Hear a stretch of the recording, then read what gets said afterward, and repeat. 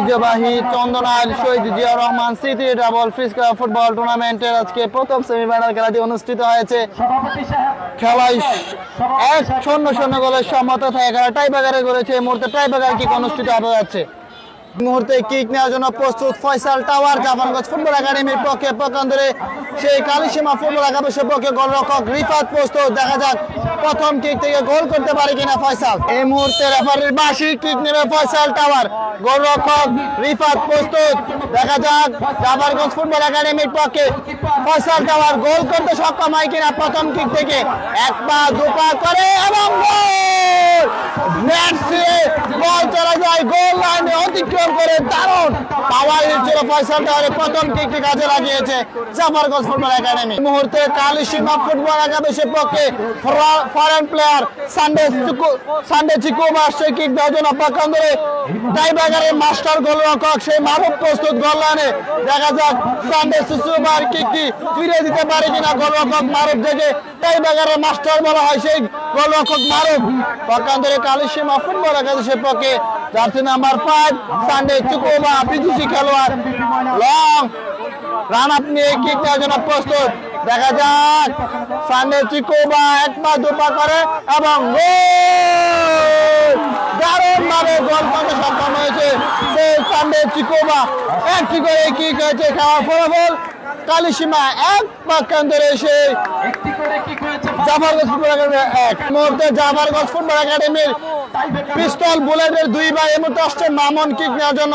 দ্বিতীয় কিক পক্ষান্তরে রিফাত প্রস্তুত গোল লাইনে। দেখা যাক মামুন গোল করতে সক্ষম হয় না এবং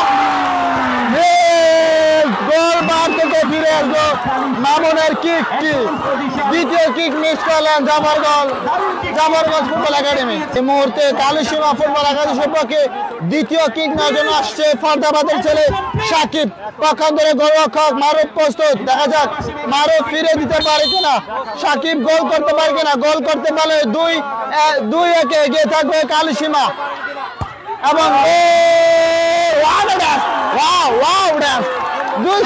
2-1 এগিয়ে গেল জাফরগঞ্জ সেই কালিসীমা ফুটবল একাডেমি।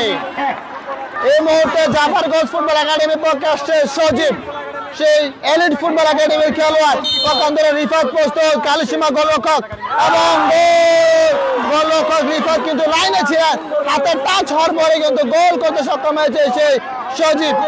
তৃতীয় কিক গোল করতে সক্ষম হয়েছে জাফরগঞ্জ ফুটবল একাডেমি। এই মুহূর্তে কালিসীমা ফুটবল একাদশের পক্ষে ইমন আসছে কিক নেওয়ার জন্য, পক্ষান্তরে মারুফ প্রস্তুত।